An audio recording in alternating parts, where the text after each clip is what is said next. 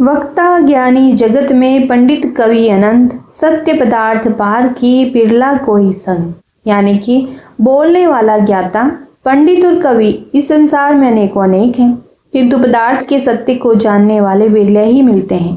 वे संत हैं जो प्रभु को जानते हैं। जय श्री कृष्ण, जय श्री राधे। आइए सुनते हैं आज की कहानी। एक व्यक्ति के पास बहुत सा धन था, इतना कि अब और धन पाने की इच्छा नहीं थी। जितना था उसका भी उपयोग नहीं हो पा रहा था। मृत्यु समीप आने लगी थी। ना बेटे थे ना बेटियां थी, कोई पीछे नहीं था और जीवन धन बटोरने में बीत गया था। वह तथाकथित महात्माओं के पास गया कि मुझे कुछ आनंद का सूत्र दो। महात्मा, पंडित, पुरोहित सबके द्वार खटखटाए और खाली हाथ लौटा। फिर किसी ने कहा कि एक साधु को हम जानते हैं, शायद वही कुछ कर सके। उनके ढंग जरूर अनूठे हैं, इसीलिए चौंकना मत। उनके रास्ते उनके निजी हैं, उनकी समझाने की विधियां भी थोड़ी अजीब होती हैं, मगर कोई नहीं समझा सके तो जिनका कहीं कोई इलाज नहीं है उस तरह के लोगों को हम वहां भेज देते हैं। जिनका कहीं कोई इलाज नहीं, उनके लिए वहां सुनिश्चित उपाय है। उस धनी ने एक बड़ी पोटली भरी हीरे जवाहरातों से और पहुंच गया साधु के पास। साधु बैठे थे एक झाड़ के नीचे। धनी व्यक्ति ने पोटली पटक दी उनके सामने और कहा कि इतने हीरे जवाहरात मेरे पास है, मगर सुख का कण भी मेरे पास नहीं। मैं कैसे सुखी हूँ। साधु ने अब देखा न था, उठाई पोटली और भाग लिए। वह व्यक्ति एक क्षण तो समझ ही नहीं पाया कि ये क्या हो रहा है। महात्मा गण तो ऐसा नहीं करते। एक क्षण तो वह ठिका रहा, फिर उसे होश आया कि साधु ने तो उसे लूट लिया। मारे गए। सारी जिंदगी भर की कमाई साधु ले भागा। हम सुख की तलाश में आए थे और दुखी हो गए। व्यक्ति भागा, चिल्लाया कि लुट गया, बचाओ। साधु चोर है, बेईमान है और भागा जा रहा है। साधु ने पूरे गांव में उस व्यक्ति से चक्कर लगवाया। साधु का गांव तो जाना माना था। गली कूचे से पहले से पहचान थी। इधर से निकले उधर से निकल गए। भीड़ भी पीछे होली। भीड़ तो साधु को जानती थी कि जरूर कोई विधि होगी। गांव तो साधु से परिचित था, उसके ढंगों से परिचित था। धीरे धीरे आश्वस्त हो गया था कि वह जो भी करे, वे चाहे कितना भी अबूझ मालूम पड़े, भीतर कुछ राज होता है। लेकिन उस व्यक्ति को तो कुछ पता नहीं था। वह पसीना पसीना जीवन में कभी भागा भी नहीं था, इतना जितना आज भागा। थका मांदा साधु से भगाता हुआ, दौड़ाता हुआ, पसीने से लथपथ कराता हुआ वापिस अपने झाड़ के पास ले आया, जहां उसका घोड़ा खड़ा था। साधु ने लाकर पोटली वहीं घोड़े के पास पटक दी और स्वयं झाड़ के पीछे छिपकर खड़े हो गए। वह व्यक्ति लौटा। पोटली नीचे पड़ी थी, घोड़ा खड़ा था और उसने पोटली उठाकर छाती से लगा ली और कहा कि हे परमात्मा, तेरा बहुत बहुत धन्यवाद। आज मुझ जैसा सुखी इस दुनिया में और कोई भी नहीं। मुझे मेरा धन वापस मिल गया। साधु वृक्ष के पीछे से झांके और कहा, कुछ सुख मिला? यही राज है। यही पोटली पहले तुम्हारे पास थी, इसी को लेकर तुम यहाँ वहां घूम रहे थे और सुख का कोई पता नहीं था। अब वही पोटली वापस तुम्हारे हाथ में है, लेकिन बीच में फासला हो गया। थोड़ी देर को पोटली तुम्हारे हाथ में नहीं थी, थोड़ी देर को पोटली से तुम वंचित हो गए थे। अब तुम कह रहे हो, हे प्रभु, धन्यवाद तेरा कि आज मैं खुश हूँ। आज पहली बार आनंद की थोड़ी झलक मिली। शर्म नहीं आती? बैठो घोड़े पर और भाग जाओ, नहीं तो मैं पोटली फिर छीन लूंगा। रास्ते पर लगो, रास्ता तुम्हें मैंने बता दिया है। लोग ऐसे ही हैं, लोग ही नहीं, सारा अस्तित्व ऐसा ही है। जिसे हम गंवाते हैं उस समय उसका मूल्य पता चलता है। जब तक गंवाते नहीं तब तक मूल्य पता नहीं चलता। जो तुम्हें मिला है उसकी तुम्हें दो कौड़ी की कदर नहीं है। जो खो गया उसके लिए तुम रोते हो, जो खो गया उसका भाव खलता है। जय श्री कृष्ण। आइए सुनते हैं एक और कथा। होनी प्रबल है, उसे कोई टाल नहीं सकता। ध्यान देना, परंतु ईश्वर भी सर्वसमर्थ है। अगर भक्ति भाव से हम उसका ध्यान करें तो वो उसको टाल सकते हैं। हमारा विश्वास और हमारा धर्म दोनों ही हमारे सहायक होते हैं।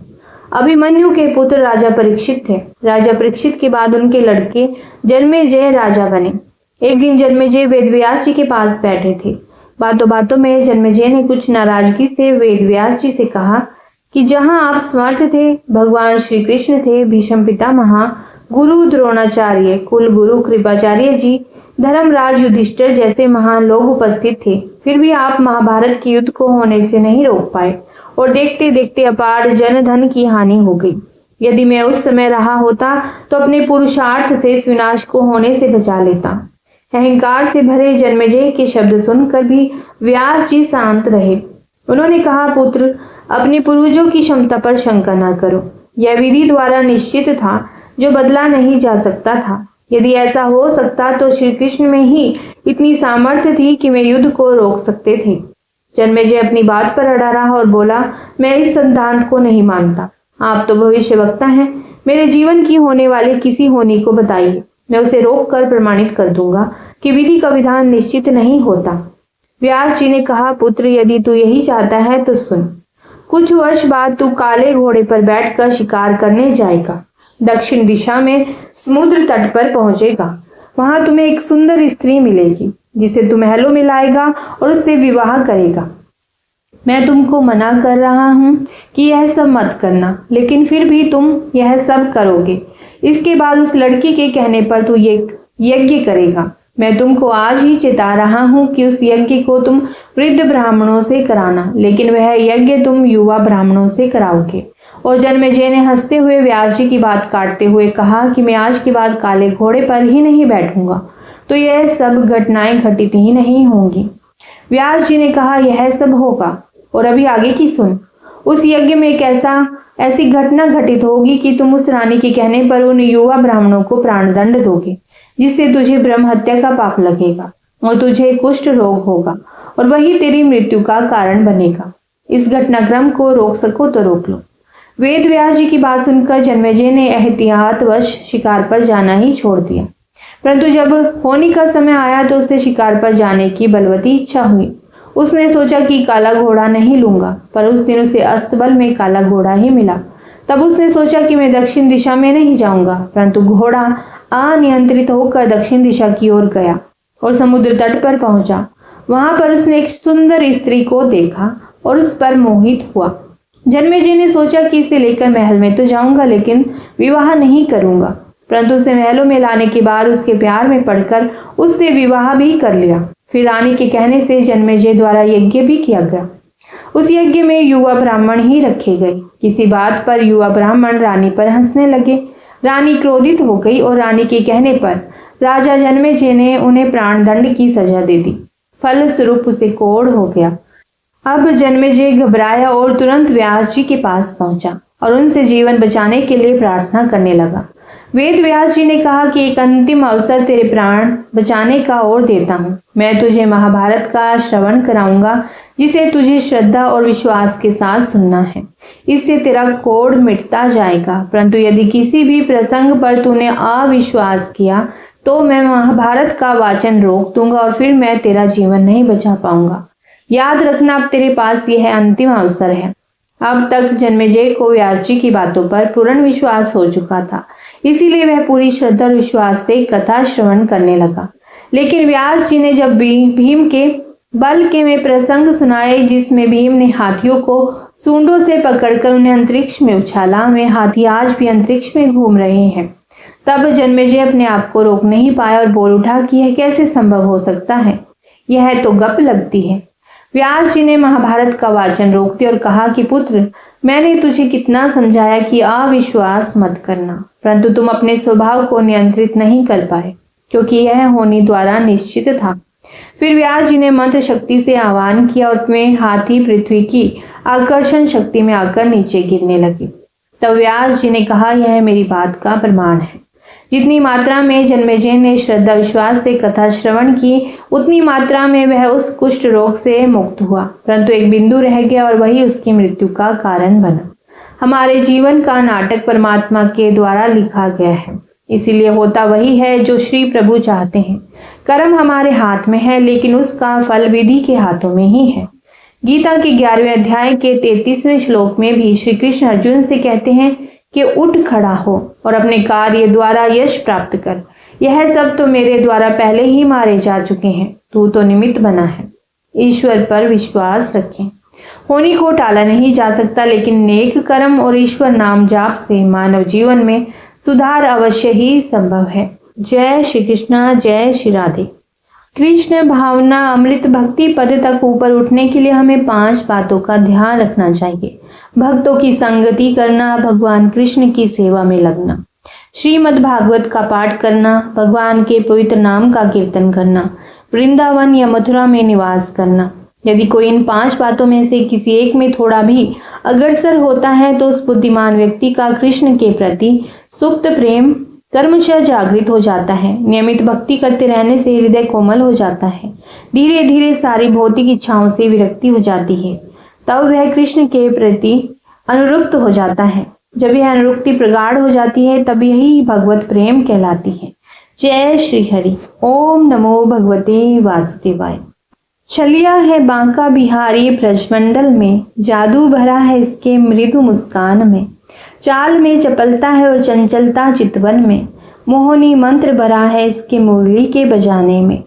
तो भक्त सब सावधान रहो श्याम सुंदर से, दिल लूट लेता है डाका डाल के खजाने में। श्री राधा रानी का हुक्म है सब भक्तों को कि इस चोर को तुम बंद करो दिल के जेल खाने में। हरे कृष्णा हरे राधे। ओम सूर्याय नमः। जय श्री कृष्णा। आज आप इस वीडियो में सुनेंगे ज्येष्ठ मास का महात्म्य का अध्याय 3। तो आइए आरंभ करते हैं। महर्षि मार्कंडेय जी कहते हैं, भगवान आप अंतर्यामी सर्वव्यापक सर्वस्वरूप जगत गुरु परम आराध्य और शुद्ध स्वरूप हैं। समस्त लौकिक और वैदिक वाणी आपके अधीन है। आप ही वेद मार्ग के प्रवर्तक हैं। मैं आपके इस युगल स्वरूप नरोत्तम नर और ऋषिवर नारायण को नमस्कार करता हूँ। प्रभु, वेद में आपका साक्षात्कार कराने वाला वह ज्ञान पूर्ण रूप से विद्यमान है जो आपके स्वरूप का रहस्य प्रकट करता है। ब्रह्मा आदि बड़े बड़े प्रतिभाशाली मनीषी उसे प्राप्त करने का यत्न करते रहने पर भी मोह में पड़ जाते हैं। आप भी ऐसे लीला विहारी हैं कि विभिन्न मत वाले आपके संबंध में जैसा सोचते विचारते हैं वैसा ही शील स्वभाव और रूप ग्रहण करके आप उनके सामने प्रकट हो जाते हैं।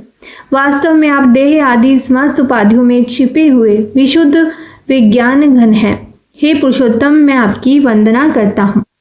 अखिल ब्रह्मांड में जो कुछ भी जड़ चेतन स्वरूप जगत है वह समस्त ईश्वर से ही व्यापक है।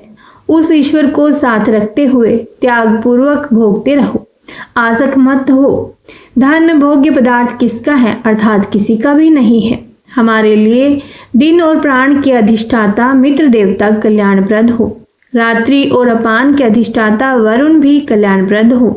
चक्षु और सूर्यमंडल के अधिष्ठाता आर्यमा हमारे लिए कल्याणकारी हो। इंद्र बृहस्पति हमारे लिए शक्ति प्रदान करने वाले हो। त्रिविक्रम रूप से विशाल डगों वाले विष्णु जी हमारे लिए कल्याणकारी हो।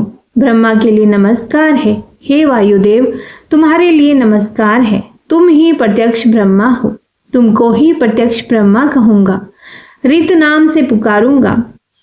तुम सत्य के अधिष्ठाता हो, अतः मैं तुम्हें सत्य नाम से कहूंगा। वह सर्वशक्तिमान परमेश्वर में रक्षा करे। वह वक्ता की अर्थात आचार्य की रक्षा करे, मेरी रक्षा करे, मेरे आचार्य की। भगवान शांति स्वरूप है, शांति स्वरूप है, शांति स्वरूप है, जो तेजमयी किरणों के पुंज है। मित्र है।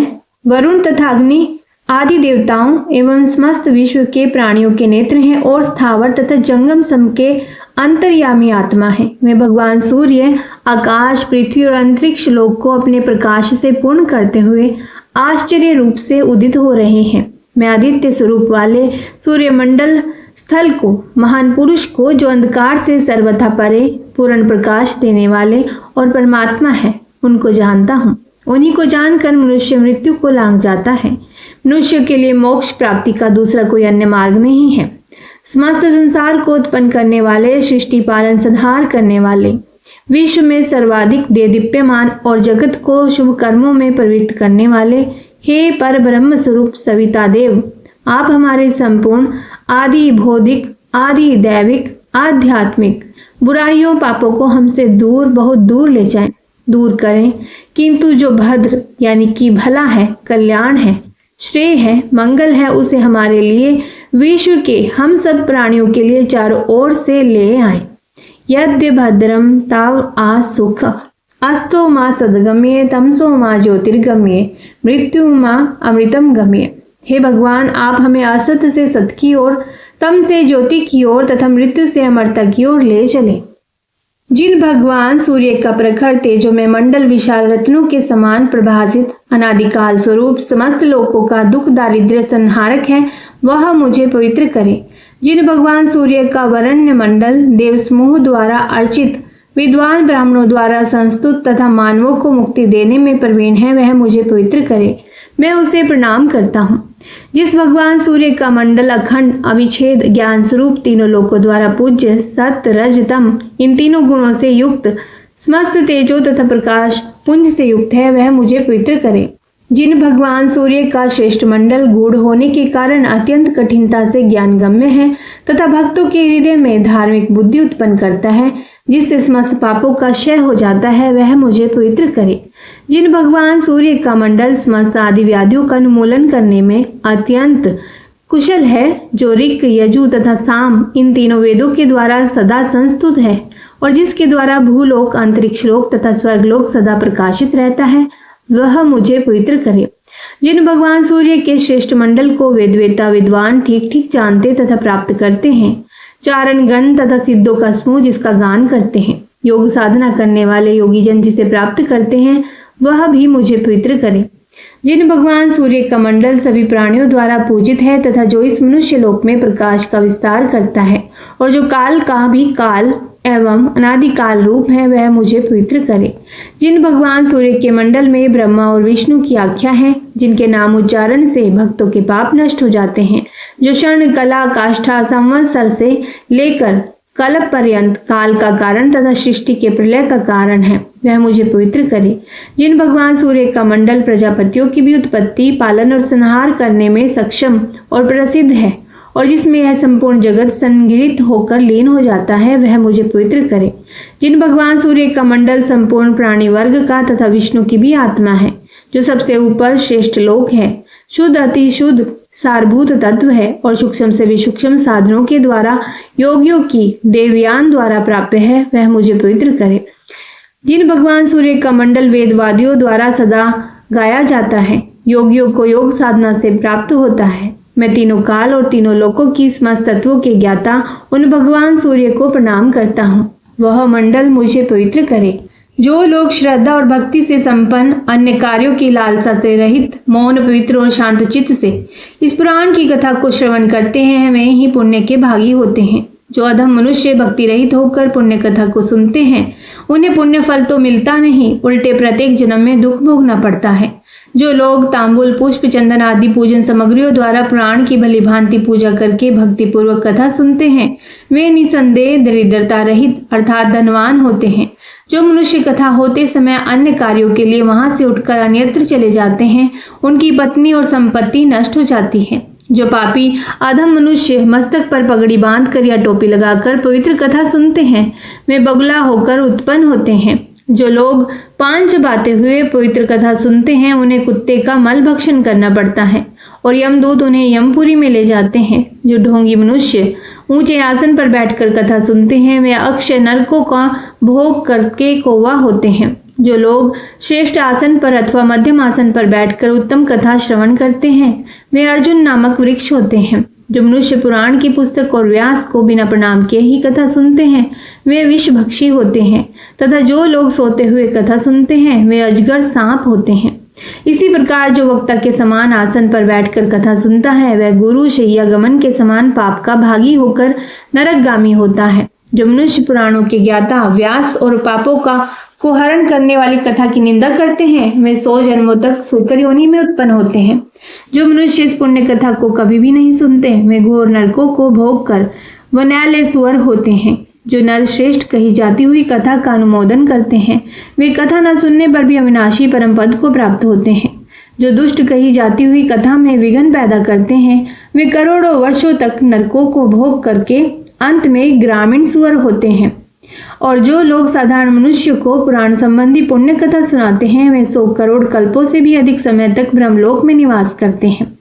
जो मनुष्य पुराण के ज्ञाता व्यक्ता को आसन के लिए कंबल मृगचरम वस्त्र सिंहासन और चौकी प्रदान करते हैं, वे स्वर्गलोक में जाकर अभिष्ट भोगों का उपभोग करने के बाद ब्रह्मा आदि के लोकों में निवास कर अंत में निरामय पद को प्राप्त होते हैं।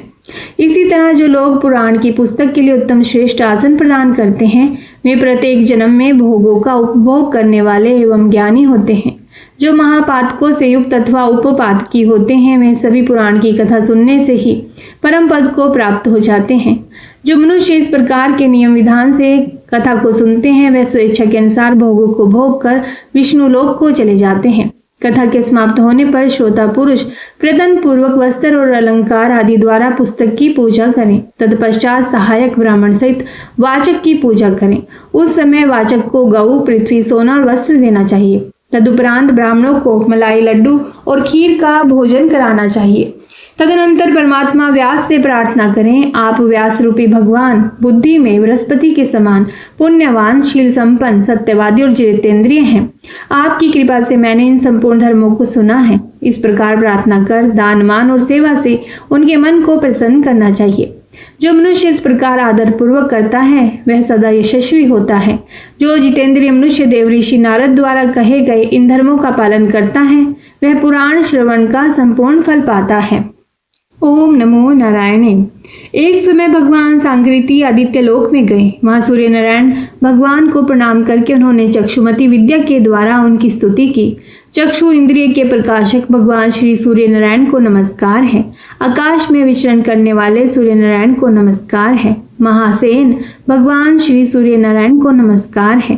तमो गुण रूप में भगवान सूर्य नारायण को नमस्कार है। रजोगुण रूप में भगवान सूर्य नारायण को नमस्कार है। सत्व गुण रूप में भगवान सूर्य नारायण को नमस्कार है। भगवान आप मुझे असत से सत की ओर ले चलिए, मुझे अंधकार से प्रकाश की ओर ले चलिए, मुझे मृत्यु से अमृत की ओर ले चलिए। भगवान सूर्य शुचि रूप हैं और वे अप्रतिरूप भी हैं। उनके रूप की कहीं भी तुलना नहीं है। जो अखिल रूपों को धारण कर रहे हैं तथा रश्मि मालाओं से मंडित हैं, उन जात वेदा स्वर्ण सदृश प्रकाश वाले ज्योति स्वरूप और तपने वाले भगवान भास्कर को हम स्मरण करते हैं। ये सहस्रों किरणों वाले और शत प्रकार से सुशोभित भगवान सूर्य नारायण समस्त प्राणियों के समक्ष उदित हो रहे हैं, जो हमारे नेत्रों के प्रकाश हैं। उन अदिति नंदन भगवान श्री सूर्य को नमस्कार है। दिन का भार वहन करने वाले विश्ववाहक सूर्यदेव के प्रति हमारा सब कुछ सादर समर्पित है। इस प्रकार चक्षुमती विद्या के द्वारा स्तुति किए जाने पर भगवान सूर्यनारायण अत्यंत प्रसन्न होकर बोले, जो ब्राह्मण इस चक्षुमती विद्या का नित्य पाठ करता है उसे आंख का रोग नहीं होता, उसके कुल में कोई अंधा नहीं होता। 8 ब्राह्मणों को इसका ग्रहण करा देने पर इस विद्या की सिद्धि होती है। जो इस प्रकार जानता है वह महान हो जाता है। ओम श्री परमात्मे ने नमः। ओम नमो भगवते वासुदेवाय। ओम सूर्याय नमः। ज्येष्ठ महात्म कथा अध्याय 3 संपन्न हुई। इससे आगे का अध्याय आप कल श्रवण कर सकते हैं। ओम नमो नारायण। यदि यह वीडियो आपको अच्छी लगी हो तो इसे लाइक और शेयर जरूर कीजिएगा और हरि का पंचांग जो कि आपका अपना चैनल है इसे भी सब्सक्राइब जरूर कीजिएगा और कमेंट बॉक्स में लिखिएगा ओम नमो भगवते वासुदेवाय नमः। प्रभु विष्णु की कृपा, माता लक्ष्मी की कृपा आप सभी पर सदैव बनी रहे।